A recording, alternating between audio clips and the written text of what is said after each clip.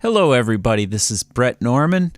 I'm going to re-upload this version of Codeword Barbelon number 17, The Origin and Mission of the Society of Jesus, Part 2. And the reason I have to do this is because I got a play match on the material that I used out of the Luther movie. And I am blocked in Austria and Germany. And I just want to make sure that my Austrian and German subscribers can get this video.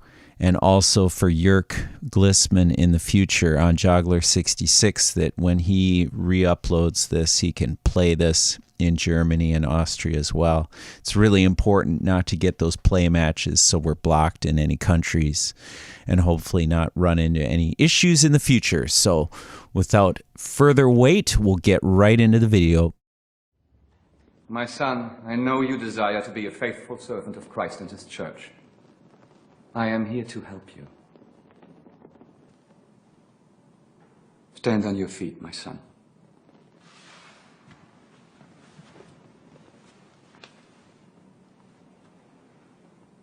What do you have to say? Have I erred? Yes, you have erred. How? That I may avoid such error again. You have erred by teaching new doctrines. Which of my teachings is offensive to Rome? For one, indulgences. Pope Clement's decree, Unigenitus, clearly states that the merits of Christ are a treasure of indulgences. Acquired. I'm sorry, Your Grace. I think you'll find it says, the merits of Christ acquired a treasure of indulgences. I am not here to wrangle with you. No, Your Grace. But Unigenitus was issued 175 years ago. And were this decree not so embarrassing to our church, perhaps it would not be commonly called extravagante and left out of most collections of canon law. It contradicts Panomitan. Our present Pope Leo is in harmony with Clement's decree. And there ends the matter. The honor of the papacy is not preserved by the naked assertion of papal authority, but by safeguarding the Pope's credibility and the clear testimonies of divine scripture. The Pope interprets scripture. He may interpret it, but he is not above it. He was to say one word. We both know the selling of indulgences have no scriptural support. If common people could read the Bible for themselves, they would understand just how broad the church's interpretations are. That is outrageous. The scriptures are too complex for even the average priest to understand, much less the common man. Indulgences are an established tradition which give comfort to millions of simple Christians. Comfort, Your Grace, I'm not interested in comfort. Comfort is not the issue. So you consider your discomfort more important than the survival of Christianity? I'm interested in the truth. The truth. The Turks are building armies on our eastern borders. We are on the brink of war. To the west lies a world of souls who have never heard the name of Christ. That is the truth. Christianity is tearing apart. And just when we need unity most, you create confusion. My goal is not to quarrel with the Pope or the Church, but to defend them with more than mere opinion. The gospel cannot be denied for the word of man. Hello everybody, and welcome back to another edition of the reading and discussion of the book Codeword Barbelon with myself, Bret Norman, and with Jörg Glismann. Glismann. I'm just waking up and having my coffee here in frozen Minnesota. And I'm not sure if Belgium's that cold. I don't think it's that cold there. But how you doing over there, Jörg? Oh, it is not that cold. No, yesterday evening it started to snow, but just a little bit. It didn't. Oh, it did? Wow. There's even nothing left of it anymore. Right. But this morning it was a little bit white that you could see, but I could even go with my bicycle to the massage where I went this morning, and then I took the dog for a walk for about an hour. So you get those blustery winds there, I bet. Yeah. There's nothing white left anymore, and the temperature is above 0 degrees centigrade. Or I think about 4 or 5 degrees or something like that. So great. Well, it's okay, but the wonderful thing is it's a clear day. I see the sun today. Really? Beautiful. Yeah, and it has been All right. in the last more than 2 months. It has every day been clouded and rainy and everything. So that'll we lift really your haven't seen the spirits. sun Yeah, a lot, and that's even good. since the beginning of December. And so it feels very nice to have a day that is sunny from the Yeah. morning on. And now it I is in bet. the afternoon, 4 o'clock, and it's still sunny.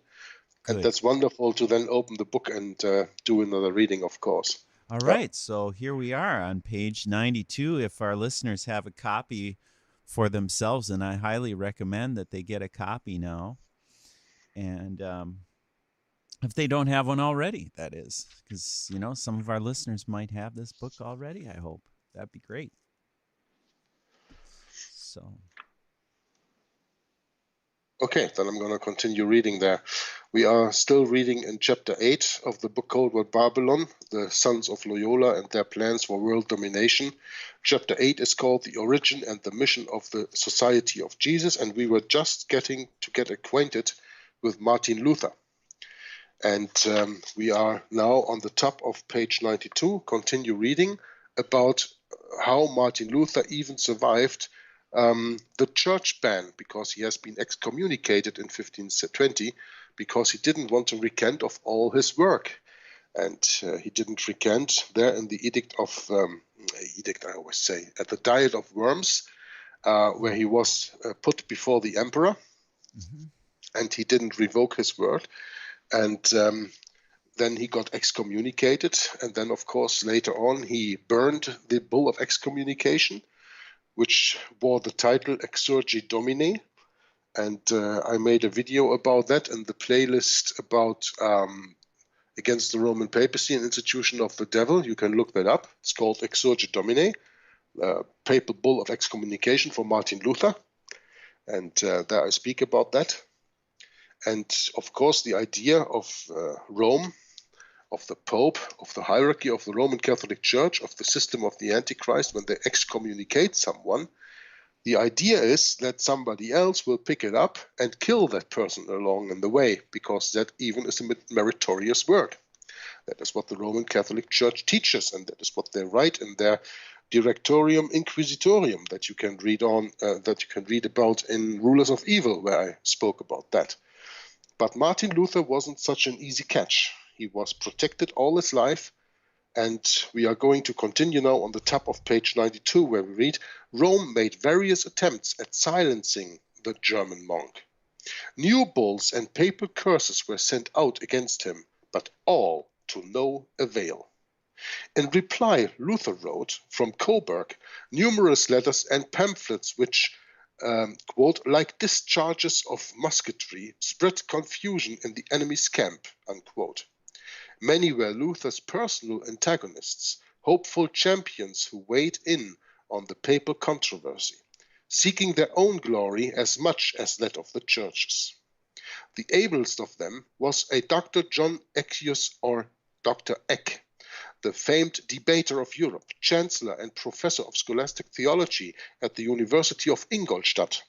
That is the German Jesuit stronghold, Ingolstadt, in Bavaria, and that is the same university where later on Adam Weishaupt was a teacher, a professor of canon law in that Jesuit university in Ingolstadt. But the Jesuits at this time, of course, have not been founded yet.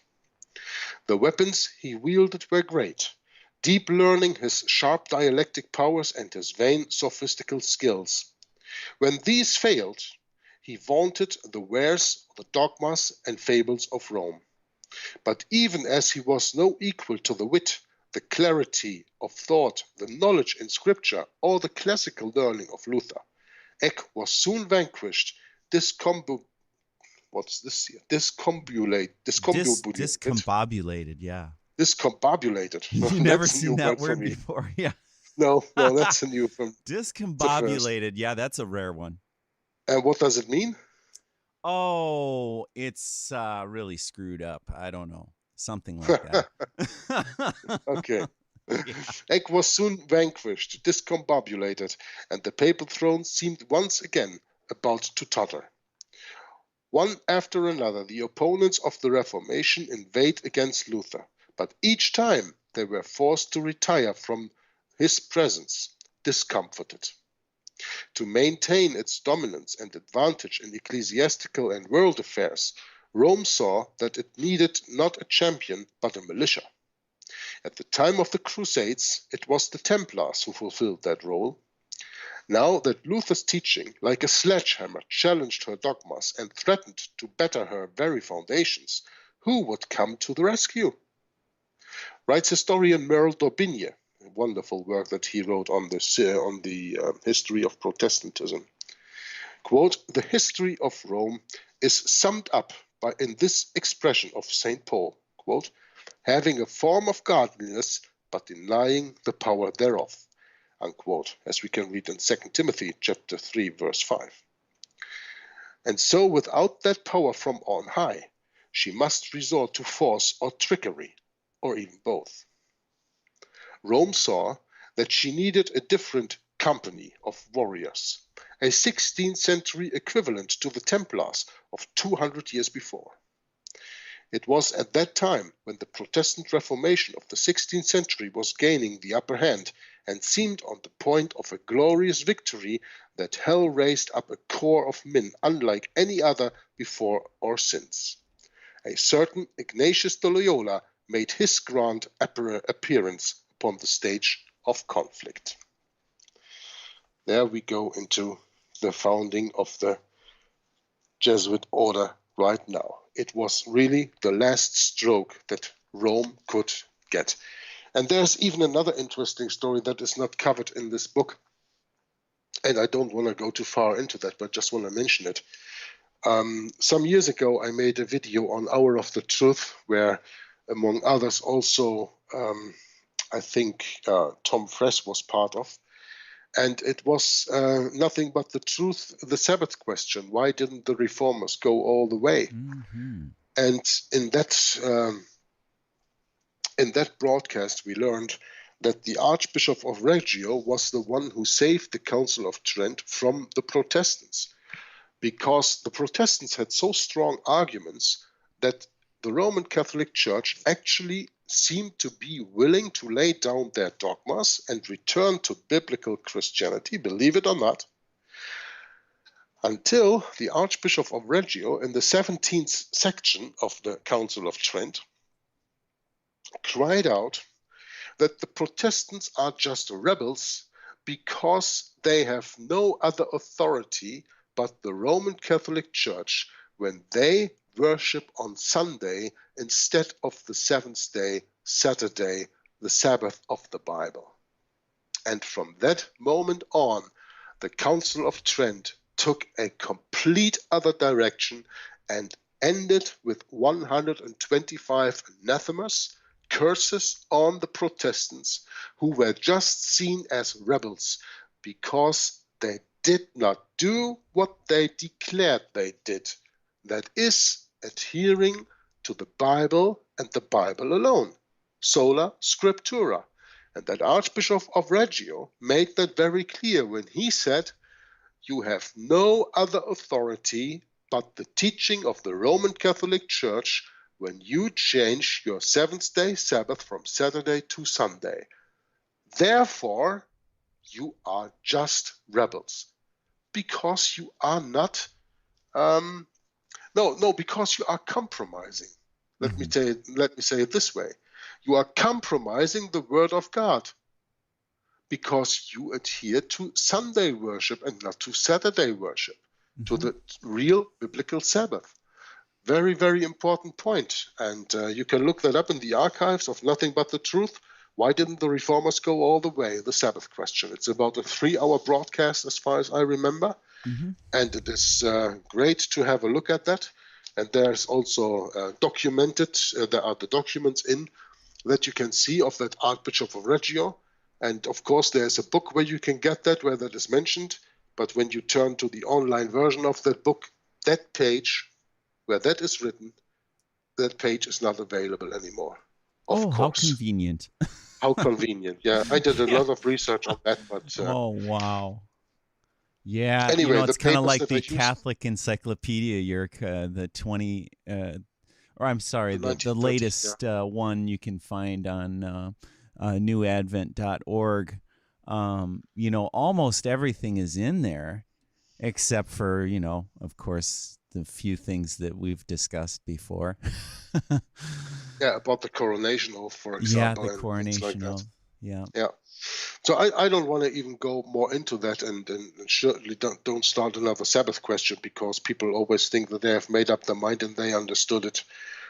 Anyway, I don't care for that, what people think anymore. Mm-hmm. But the point is that in the Council of Trent that took place between 1545 and 1563, that's 18 years, but it was not an 18-year-old council. It was interrupted 3 times. And in the 17th session, the Archbishop of Reggio actually called out the Protestants for the hypocrites that they are. That when they say they adhere to sola scriptura, the Bible and the Bible alone, but for their veneration of Sunday service, they only adhere to the power of the Church of Rome, because that is nowhere in the Bible. And that is what the Roman Catholic Church states itself. So, but let's continue here on page 93 with the foundation of the Jesuits now on August 15th, which we know of course today as Assumption Day. August 15th was made the Assumption Day of Mary, and the Jesuits, Ignatius of Loyola, how do you say that? He built his whole study, his whole spiritual exercises and the Society of Jesus on Mary. He devoted that to Mariology. Yeah. So it is no coincidence that on August 15th in 1534, this mystagogue, so this is Ignatius of Loyola, launched his new order in virtual obscurity. Inigo de Loyola, as he was called then, because he has a lot of names. Don Ricalde was another name that was quite his birth name. Ignatius was just later on when he Romanized his name, like I Romanized Donaldus Tramphius, as you remember from Hour of the Truth there. Yes. Yeah? But Inigo de Loyola, as he was called then, doubled his new order, the Company de Jesuit, or Company of Jesus. That date must forever occupy the least distinguished place among the great days of history, for it spelled, quote, a backward step from light into darkness, unquote. As in a figure of speech, the smoke of Satan arose out of the bottomless pit, darkening sun and air. Of such the prophet Amos said, quote, they turned judgment into wormwood and thrust down righteousness to the earth, unquote, as we can read in Amos chapter 5, verse 7. Signifying thereby, in the spiritual sense, the mixing of truth with falsehood, meaning mixing the holy with the profane. John Addington Simons writes that it is to such men, i.e. the Jesuits, that we owe the conceits of pulpit oratory, its artificial cadences and flowery verbiage, its theatrical appeals to gross sensations, which still leavens Christendom. Yes, wow. To this day. Yeah, very important paragraph here. Yeah, interesting sentence that I'm going to read once again. Yes. John Addington Simons writes that it is to such men, because of the Jesuit, that means, that we owe the conceits of pulpit oratory, its artificial credences and flowery verbiage, its theatrical appeals to gross sensations, which still leavens Christendom. We have to understand here, when it says which still leavens Christendom, we have to understand Christendom in 2 ways. We have to understand Christendom in the way that it is really meant to be, means Christendom outside of the Roman Catholic Church, because we are all under the tutelage of the Jesuits, whether we want it or we don't, whether we believe it or we don't, because we are growing up in an education system that is formed and controlled by the Jesuits. So it leavens real Christendom, and of course it leavens also quote-unquote Christendom when we are going to call the Roman Catholic Church Christians. Yeah? This is something I think is very important that we make this distinguishing here. Distinguish. How do you say that? Yeah, that's right. Distinction. We have to make this distinction here. That here in this case, Christendom can mean both. It can mean real, true biblical Christendom on the one hand, but it can also mean the false Christendom, which calls itself Roman Catholicism. Huh? Yeah, that's the hard part about it, Jörg. You got it. Yeah, is there is such thing as pure doctrine, but how rare is that? Yeah, the pure doctrine only comes from the Bible, Bret. Yeah, that's right. Yep. And only someone that is determined to put that into practice can do it. And that's why that was such an important point with the Archbishop of Reggio in the Council of Trent. Oh, yeah. Because there he really put the finger in the wound. Yes, he did. He did. And rightly so, I guess. And rightly so, yeah. Yeah. I said it already in the past. This is probably the only time that I ever agree with a Roman Catholic cardinal or bishop. Yeah, right. Yeah. Very significant. One of the rare moments where he spoke the truth. Yep, that's right. Now, the author continues, when the Jesuits entered the fray, which significantly was the same year England separated from Catholic authority, meaning 1534, the Protestant Reformation was on the verge of obliterating a Catholic Church in tatters. By 1550, the Reformation seemed about to enjoy a sweeping triumph in Poland, Hungary, Austria, Belgium, Bavaria, and the Rhineland. Yeah, for Bavaria, I have to take a little bit of the triumph away, because I know that even in 1560 in Bavaria, when you were owning a Bible in your own language, you were still put to the stake. Really? Bavaria, yeah, wow. Bavaria, the southern part of Germany, who all the guys love because of football, Munich and all that stuff. Yeah. That has been arch-Catholic always, and Reformation never really took place there. But on the other hand, also Nuremberg is a city in the north of Bavaria, and we know from the town hall of Nuremberg that it has above its two entrances the four figures of the Daniel prophecy. That's right. That's right. The beast of Babylon and Medo-Persia and Greece, and the unspeakable beast of the fourth kingdom. And that is in Nuremberg, and Nuremberg is in northern Bavaria. Okay. Interesting. Luther's teachings freed men from the Babylonian captivity of the church. This is a paper that Martin Luther wrote, The Babylonian Captivity of the Church. And he wrote that in 1520, and when you want to learn about that, go to First Amendment Radio.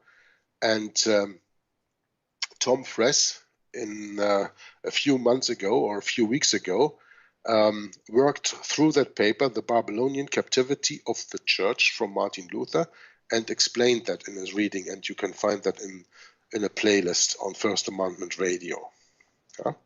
So Luther's teaching freed men from the Babylonian captivity of the church, an era of both intellectual and spiritual darkness, when the Church of Rome had reduced its subjects to religious slaves, and the religion of Jesus Christ was almost annihilated.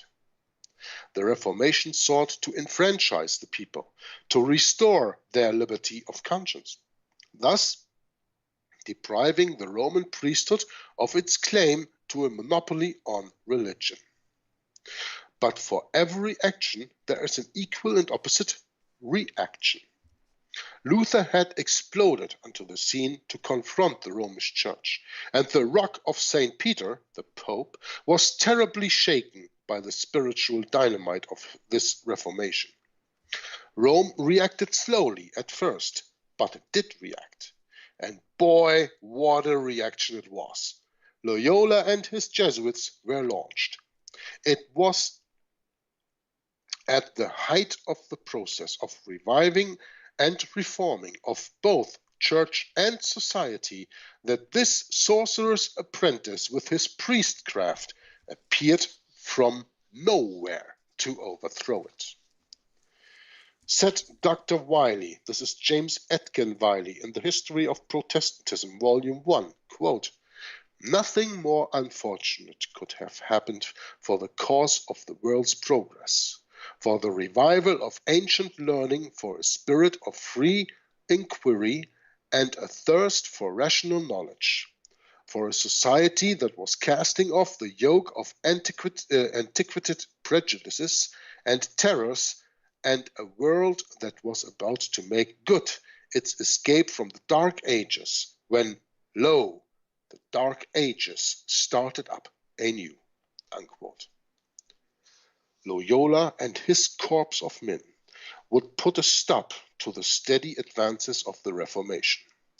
Reversing the tide of events, they did the very work that the mischievous Sanballat had essayed to do to the Jews who were seeking to build up the broken down walls of Jerusalem, which were lying in waste, consumed with fire. There we can read in Nehemiah chapter 2, 10 and 41 about. For the reader who may not appreciate the analogy, in a nutshell, at one time in the history of the Jews, after they had just come out of the 70 years in Babylonian captivity, they set to work rebuilding their city and its walls under the prophet Nehemiah. But the evil Sanballat and his men, quote, conspired together to come and fight against Jerusalem and to hinder it, unquote. Likewise, Loyola proposed a counter-reformation to Luther's work of emancipation.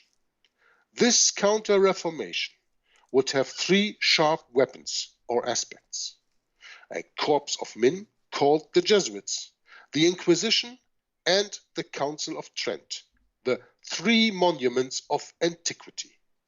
The Council of Trent, that took place between 1545 and 1563, was Rome's formal and public response to the threat of the Protestant Reformation, but the Jesuits were its secret weapon. As one author astutely observed, quote, "Every time there is a crisis in the Catholic Church of extraordinary value, new Masonic orders are called forth, and that is how the Jesuit came into being," unquote. That was why the quote-unquote Masonic Order of Loyola was formed, to rally the forces of evil and repair the damage which Luther had inflicted on the mighty Catholic Church. Yeah, a lot of people are going to say now, but the Jesuits are a Roman Catholic order. Mm-hmm. They are a papal knight order. If you want to, they are the militia of the Pope. What do they have to do with Freemasonry? Freemasonry is forbidden by the Roman Catholic Church. Yeah, right. You know, the Jesuits are the revived Templars. Yeah. Not with so many words, but a little bit. P.D. Stuart said that where we were reading here, that you can understand it, that after the abolishing of the Templars in 1307 in the 14th century, here in the 16th century, about 300 years, 200 something years later, 300 some years later, 200 some years later, we see the revival of the Templars in the form of the Jesuits. And when you want to understand how the Jesuits really are the revived Templars, then read Rulers of Evil and the story that Tapasauci put there together about Loyola's founding and starting years. So these are the years even before 1534, when they founded the order in Paris, in France. And before 1540, the order was ordained by Antichrist Pope Paul III. Tapasauci goes into that extensively, and also the voyage that he takes to Malta, the voyage that he takes to Jerusalem, because that's on the way to Jerusalem that he stranded in Malta, and all what happened there.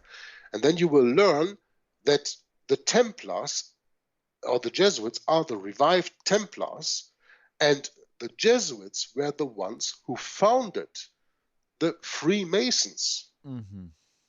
That's right. and they control the Freemasons. And you don't have to believe me. You can also turn to authors like Petrova Helena Blavatsky.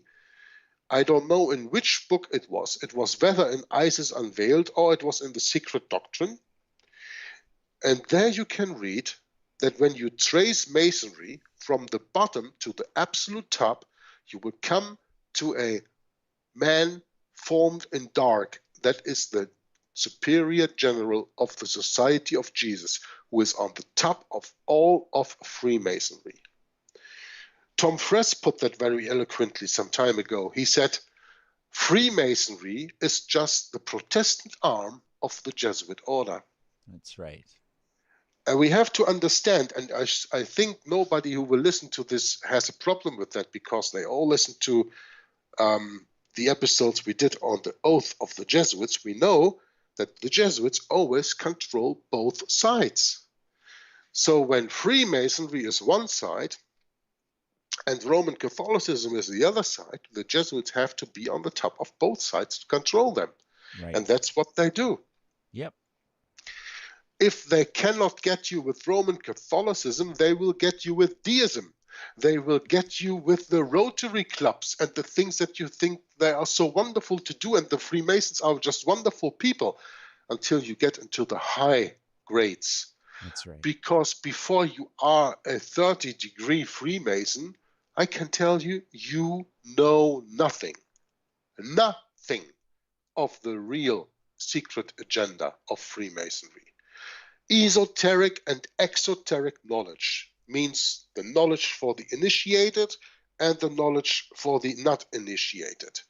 And even when you are a 3rd, 4th, 10th, or 12th degree Freemason, you are not initiated into the real knowledge. Let me assure you that. And as long as you are not initiated in that, you have no idea what it's all about. Yeah? Not only that, you're initiated into an occultic ritual that is very, very, very diabolically dangerous. And Sure. You are a vassal of the devil. Always when you are a member of any kind of secret society, because, you know, Jesus Christ didn't do anything in secret. So the idea that you got to become a member to learn what's really going on is just ridiculous. Come on. Yeah, that's like this. That's childish thinking. That's like the serpent that beguiled Eve and said, "Yea, hath God said?" Yeah, exactly. It always comes back to the same, Bret. Mm-hmm. And there it's nothing different. But we really have to understand that Freemasonry was founded by the Jesuit order. Yeah. Yeah. Right. And this why it says here, every time there is a crisis in the Catholic Church of extraordinary value, new Masonic orders are called forth, and that is how the Jesuits came into being. That was why the Masonic Order of Loyola was formed, to rally the forces of evil and repair the damage which Luther had inflicted on the mighty Catholic Church. Listen, there's a wonderful book that I'm going to read in German, first and for all, from Griesinger. I spoke about that, I think, in the last session, right? That's right. And that Griesinger wrote that book in German, and he wrote that book in English. Yeah? In English, it is called The Jesuits, A Complete History of Their Open and Secret Proceedings from the Foundation of the Order to the Present Time.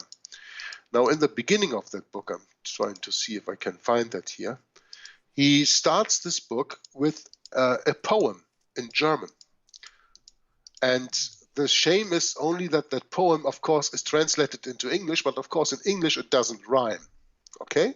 Right. Now I'm going to read it to you in English anyway, and then you will understand why the Jesuit order had been founded and why it had to be founded by Ignatius of Loyola. Okay? We read on page 16 in the book by Griesinger, and I'm reading the English translation of this. The devil sat in hell and what's that one? And Don bled himself up with pain, because of the monk Luther was courageous enough to encroach on the round world and to upset the old order of things. Is it not sufficient, he screamed, that it resounds from afar that the wicked one dares to venture an attack on the spiritual power? Must he also be bold enough to turn everything upside down in my own kingdom and dominion? By my grandmother, he has taken up a position and will rot in hell if I do not, and will rot in hell if I do not oppose him by a greater power. And who will help me in this severe exigence when the world threatens to depart from its course? Thus howled Satan and flogged his brains in such a way as to make his black forehead the color of blood. At this juncture, the serpent approached him, that old poisonous beast, who nearly burst his belly with malice, deceit, and cunning, and whispered softly a couple of words into his ear. The devil lost not a syllable in his innermost thoughts. Up he sprang, and his swollen breast was relieved, and his eye shone again with pleasure and lust. 9 months after that, a woman gave birth to a youngster whose name was Don Inigo de Loyola. This, of course, doesn't sound as well as when you read the German one, which is a wonderful rhyme, but it gives you an idea about how the devil was pregnant with giving actually birth to Ignatius of Loyola. Ignatius of Loyola is purely a son of the devil, and so is every superior general of this so-called Society of Jesus. Oh, no They doubt. are the real, quote-unquote, vicars of Christ. They are the real vicars of Satan on earth. And in this little poem, which is not a poem when I read it in English, you have an idea about that. And this is really a wonderful book of Griesinger. And when I have the time, I will also read it, of course, in English, but I cannot promise that right now. Right. Well, it's interesting because, if you just, I don't know, you've never been to a church, Jörg, but, just I'm using myself as an example here, just so everyone knows, is that, if you are a member of a church, you go to church every Sunday, you have this ritual you're in, and you get in this training. It's like your brain is trained to be a certain way. You dress properly, and you do this and you do that, and you have these church tasks and all this. But once you have been, how can I say, woken up to the truth of what these rituals are, how they were developed, and that the Bible itself isn't even being taught in these churches, you have to learn how to separate yourself from them. And, it's like these Jesuits, they're everywhere, man. I mean, it's incredible how this works. Their system works. It's both a church system and a state system, both, and they work together. It's just incredible. That's why it was so important for the Jesuit order to secularize. That was done with the banishment of the order in 1774 by the Pope. Yeah, that was all a trick that the whole general office of Lorenzo Ricci was working for in the time of 1758 until 1776 and even beyond. That was his devotion of his generalate to secularize the order. So they got banned in different European countries in that time. Portugal, Spain, France, Italy, I don't know. I don't care for all the countries. It doesn't matter. Right. And then in 1774, Pope Clement XIV forbade or abolished the order with the papal bull Dominic ac Redemptor, and he was killed for that. He knew he was killed for that, but anyway, he was a child of the Jesuits. He was he was a child of Ignatius Loyola. He got his cardinalship and his papacy only because of Lorenzo Ricci. Mm-hmm. And what they did at that time was actually, in a way, fulfilling Bible prophecy, because I think this is also a way that you can understand Revelation 13 and the deadly wound, or the wound that seemed deadly. I saw one of his heads as it was wounded to death. What is one of his heads? Well, one of his heads can also be the Jesuit order. And it was wounded, and it seemed like it was killed, because it was officially abolished by a papal bull. Yep. But 41 years later, in 1814, Pope Pius VII established another bull and reinstalled the Jesuits in all glory, and with all power that they had before, and even with powers they didn't have before. So this also is a revival of this wound. I think that in this case, you can interpret the Bible in different ways. You can, of course, understand Revelation 13 and the wound that was afflicted to the beast, as many people see it, the end of the temporal power of the Pope. Some say 1798, like the SDA. I say in 1866, and then coming, of course, Vatican I, where the Pope, in the time that he didn't have any temporal power until 1929, he was exceedingly abusing his spiritual power, especially with Vatican I, and making enforcing the Roman Catholic dogma of papal infallibility. That is something that he could do at the time because he didn't have any temporal power anyway. He was locked in the Vatican. No pope between 1870 and 1929 ever left the Vatican after they were elected, because that was the place where they were put in prison. But the prison key, the key to the prison, was on the inside. The Pope held it themselves. Until 1929, Mussolini, with the Lateran Treaty, gave the Pope back the temporal power.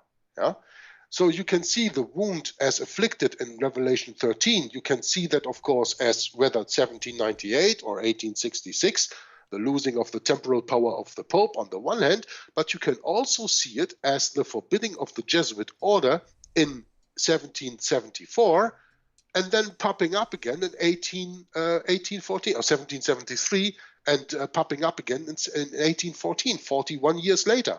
You see?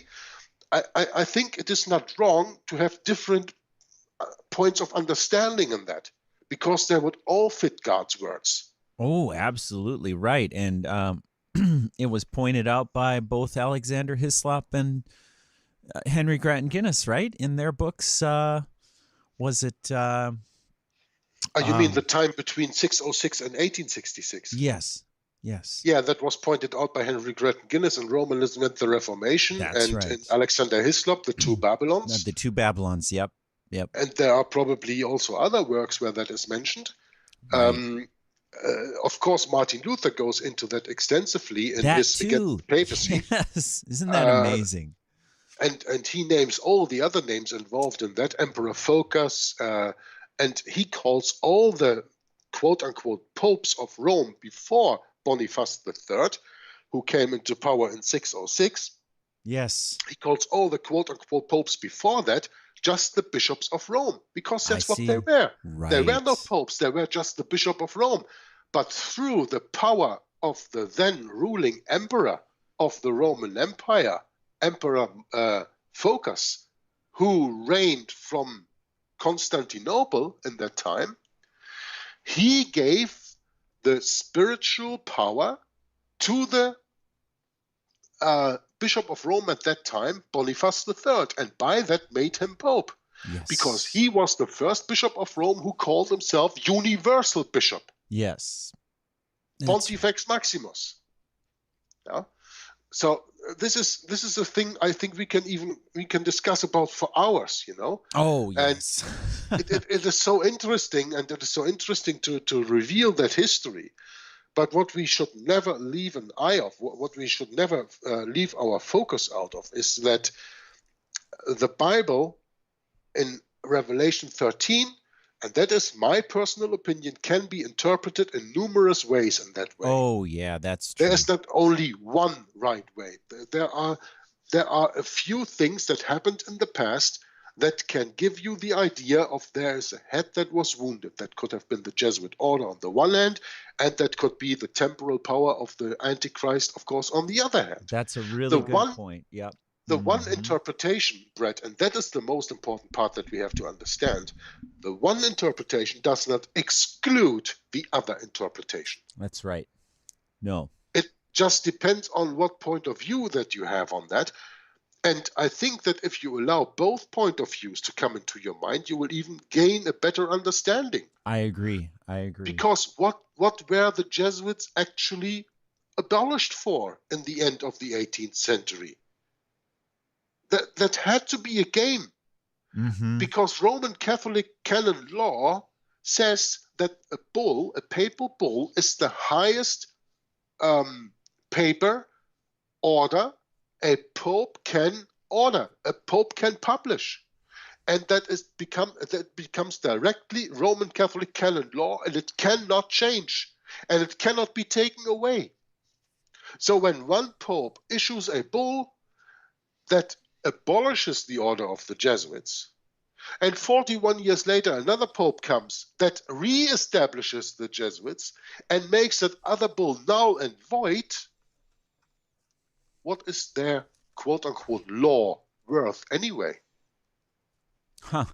Yeah. Yeah, it's not worth anything to me. And we have to understand that with the founding of the United States of America, it was important to secularize the order of the Jesuits. Oh, yes. Yep. It was important to get Jesuits in every realm of society. Yeah, and that they're they so could well be concealed teachers in here, school, too. that they could be Yep. workers in the bank, in every kind of public life. They could work in the media. They could work in the banking system. They could work in every system they wanted. You don't know anymore if that is a normal person or if that maybe is a Jesuit. That's because right. the Jesuits That's who are right. not priests don't wear the priestly garments. No. But they are Jesuits nevertheless. Yeah, Yeah, and it even that gets was more very subtle important than that, too. because with the founding of the United Yeah. States of America, you had a real rise in the world of quote-unquote Protestantism. The freedoms of the people more and more came into living. The years before, we still had a lot of kings and all that stuff. But after the United States of America, who came as the first quote-unquote republic or quote-unquote democracy into being, a lot of other countries became that too all of a sudden. Even in Europe, a lot of kings were all of a sudden abolished. Or the kings were given only a representative status. Like, look at England today. The Queen only has a representative status, like a president of a country. And in Belgium, it's the same. And in Spain, it's the same. And in Denmark, it's the same. And in Right. Norway, it's the same. They Right. still have kings or queens, but Yep. these kings or queens only have a representative status. They don't have a power status anymore. The real power lays with the people. That's what they tell you. Yes, because that's the what they Jesuits, tell of you. course, infiltrated the system of democracy too. That's another case. But if you just keep it real and say, okay, there are these democracies now, people ruling themselves, and the United States of America was the very first great example of that. And France followed with the French Revolution. Yeah. Right. You had America on the Western Hemisphere and you had France on the Eastern Hemisphere, I mean, in old Europe. And after France, other countries followed. In the end of the 19th century, with Garibaldi, Italy followed. In 1871, in Germany, with Bismarck, Germany followed and became a republic. Germany still had a Kaiser. They still had an emperor, but that emperor had not that power anymore. It was the Right. republic that had the power. Yes. And because of that, I think it is absolutely necessary that we understand that the abolishing of the Jesuit order in 1773 happened only to give the possibility to secularize the order. And that today they have two legs to stand on. One is the priestly leg and one is the temporal leg, with every man being a Jesuit but hiding under a quote-unquote civil occupation, be it politician, be it banker, be it in the media somewhere, contractor. and then look around. When you study the SMOM, the Sovereign Military Order of Malta. Yeah, They have the control of all the things that I've just named. Same damn And that thing. is a result, of the secularization of the order with the abolishing of the order in 1773. Yeah. And the more you study these things, the more you see this whole picture. Oh, absolutely right. That is so wonderful when all of a sudden the sight is clear, you know? It is. Yep. And I made that banner for Tom Fress on this video that I've been working on for over a year here on the Global Vatican and Francis Rooney. And, you know, Francis Rooney, I think, has been elected governor or something. He's somewhere in our government. And he's got a couple web pages up. I was reading them, and it's very intriguing. But no, I really think that our listeners, if they haven't checked out Tom's reading of the Global Vatican, that they should definitely go check it out. And, you know, just maybe, they will find it just fascinating, like I did and you did, Jörg. It's such a good way to start delving into more research. And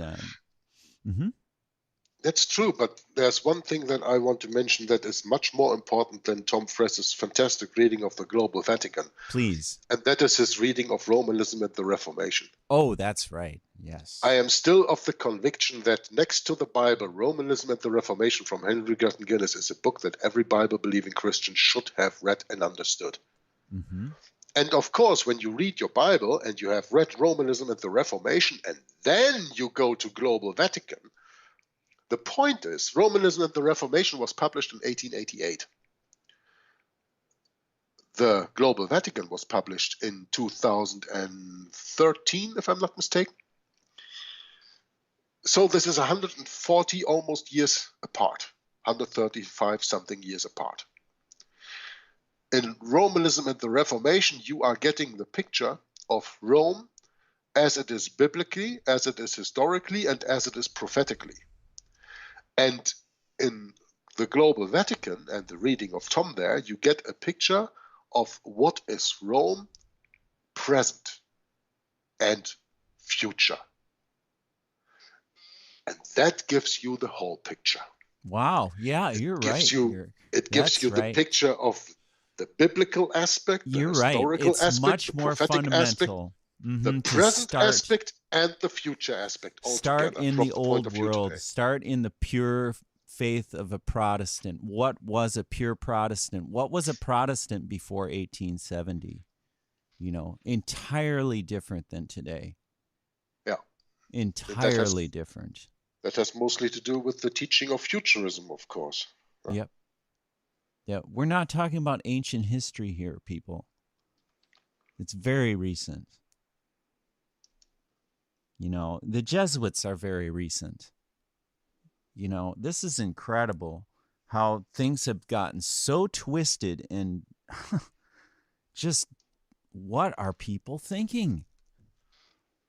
They're not thinking. They're just going about their lives. They could care less about the religion. I don't know. Scary stuff, man. Yeah, I just want to go with a few little quotes here before we continue reading in the book a little bit. Please, go ahead. From Henry Grattan Guinness's book, Romanism and the Reformation, on page 304, we read, quote, "The Reformation was not the formation of the church, but its reformation after its ruin by Romanism. Another quote that comes not from that book is, Pentecost formed the church, Popery deformed it, Protestantism reformed it. And futurism is the victory of Romanism over Protestantism. That is something that we have to understand. The Jesuitical lie of futurism is the victory of Romanism over Protestantism. Since we all do not believe anymore that the papacy is the biblical, historical, and prophetic Antichrist, the Jesuits have won. Only when we return to the Bible and the Bible alone, something that even the Archbishop of Reggio in the 17th section in the Council of Trent told the reformers that they didn't do, when we return to real, true, biblical Christianity based on sola scriptura, on the only, in our time, preserved Word of God, the 1611 authorized version of the King James Bible, then we have a chance to pursue Protestantism and to convict other people of the knowledge, not of the opinion, but of the knowledge that Romanism is the last power on earth as it was predicted by the prophet Daniel. And that the papacy is the biblical, historical, and prophetic Antichrist. Yes, and once you discover that, you'll never go back to anything else. Once you know your Bible enough to realize that these scriptures have been, the manuscripts themselves have been tampered with. And this is a very, how should we say this, political indoctrination as well. It's both spiritual and political. So that's the real point here, is it's a double whammy. People are just so deceived that they can't make sense of it because they haven't been, they haven't formed a pure truth in their mind yet about it, I guess. That's the best way I can say it. Mm-hmm. So, please, Jörg, go ahead. Yeah, I just want to go back to the beginning of this third paragraph on page 94. Because I think this needs a little bit more explanation, and probably with that explanation we will round up. I agree. We will round for it. Yes, we will round up our broadcast for today. Yes. It says here, this counter-reformation would have three sharp weapons or aspects: a core of men called the Jesuits, the Inquisition, and the Council of Trent, the three monuments of antiquity. So let's first go into the first one, a core of men called the Jesuits. That is the new founded Society of Jesus, the Compagnie de Jesus, or Company of Jesus, as Ignatius Loyola was called with his 6 companions who founded that order in 1534. And if you want to know more about the founding of that, you can turn to a lot of books. Among others, you can turn to Rulers of Evil, and there it is explained how in Montmartre and Notre Dame in 1534, these 6 people took their vows and even dedicated themselves to Mariology. This is point 1. Point 2 is the Inquisition. Tapasansi makes it clear in his book Rulers of Evil that after the ordination of the Jesuit order in 1540 by Antichrist Pope Paul III, 2 years negotiations took place, and at the end of the negotiations in 1542, the Jesuits took over the Inquisition from the Dominican order, because the Dominican friar order of the Roman Catholic Church, which is a monastical order, was the one that had the Inquisition under their yoke from the beginning of the 13th century, from 1203 or something when the Inquisition started. It was the Dominicans who were the ones who executed the Inquisition all over Europe at that time. Yeah. And with the founding of the Jesuits in 1540, the Jesuits, started negotiations with the Dominicans to take over from the Dominicans the power of the Inquisition. All of a sudden now, this new formed order of the Jesuits, of the Society of Jesus, was on the head of the Inquisition. And why is that important? Well, because from the time on there, the Inquisition was not like it was the centuries before, a few monks riding on a car from town to town, picking up heretics, interrogating them, torturing them, and killing them anymore. But the Inquisition became more subtle. The Inquisition was turned into what we know it today, when it works with wars and even world wars, and when it works with quote-unquote regime change, and when it works with things like that even the United States of America soldiers get themselves to work with things like waterboarding, which is not a new inquisitional method of quote-unquote interrogating on another level, as you have some American politicians being said, that this is enhanced interrogation or something. There's nothing new. It's just new fancy terms, because the Jesuits are masters of sophistry and casuistry, and they will use new terms for old things, meaning they will use new how do you say that, new bottles for old wines. Right. Yeah? Yep. Mm-hmm. But that it still is the same wine or the same vinegar that's in there. Okay? So the Jesuits took over the Inquisition from the Dominican order in the mid of the 16th century, because they knew they had to reform the Inquisition. And they did. They did even so far that today the Inquisition is not called the Inquisition anymore. It is not the Holy Office of the Inquisition anymore, but it is the Holy Office of, I don't know. I don't come to that name right now. It doesn't matter. Look it up for yourselves. So we have that corpse called the Jesuits. Something, Doctrine of the Faith. Forget. Yeah, Congregation of the Doctrine of the Faith or something like that. Thank you. Yeah. You have the Inquisition, and you have, of course, the third one, the Council of Trent. You have to understand that this Council of Trent that started in 1545, just 5 years after the forming of the Jesuit order, that council was not only controlled by the Jesuits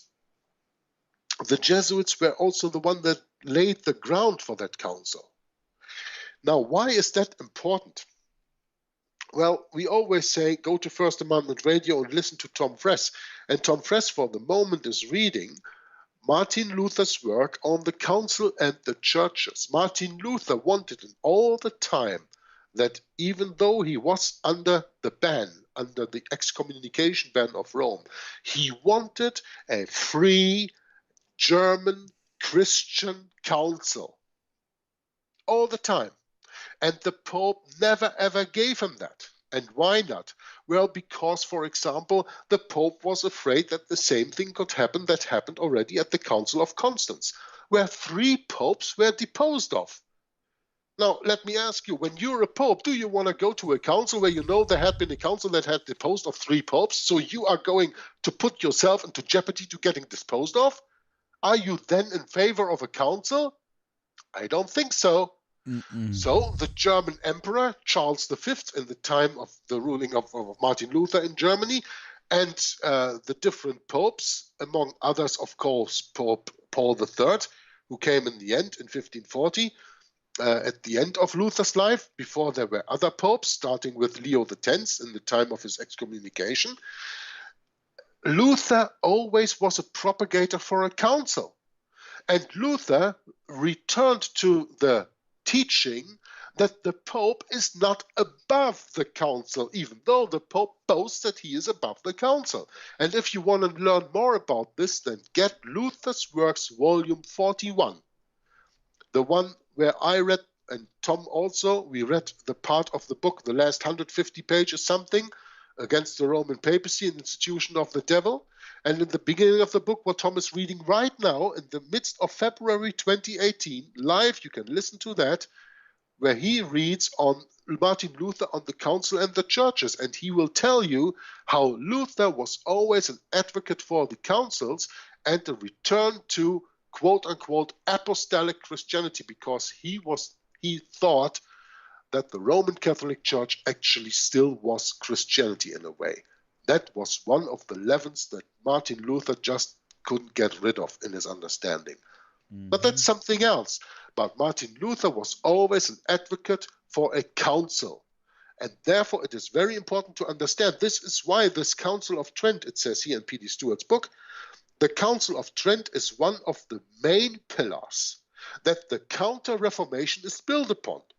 The Counter-Reformation is built on three pillars: on the Society of Jesus on the one hand, on the Inquisition on the other hand, and on the Council of Trent on the third hand. So if you don't have an understanding of all these three pillars, how can you understand the Counter-Reformation? Yeah, that's right. And they call it the Catholic Reformation as well, to make it even more confusing. You go to school, they'll teach you Catholic Reformation in the theological circles. They don't teach Counter-Reformation. That's too old. So, yeah, it's a lot to learn, Jörg, and I think that we've touched on something here that we could explore much deeper if we wanted to. And I have a document. Well, actually, I haven't made a document out of it yet, but I do have a 1905 Americana encyclopedia. And if you look up Jesuit in the 1905 Americana, or is it a 1903? I forget exactly what year it is, but it's pretty obvious who wrote about the Jesuits in that encyclopedia. In other words, they don't give you anything that is too controversial, quote unquote. They give you a very controlled definition of a Jesuit. And it would be interesting to send that to you, Jörg, so you could take a look at it sometime. Mm-hmm. But to me, it's just more proof of our heritage here in the United States.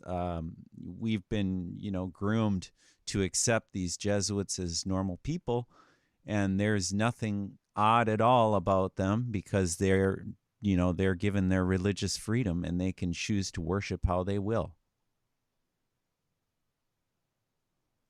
So it's a pretty entangled bit of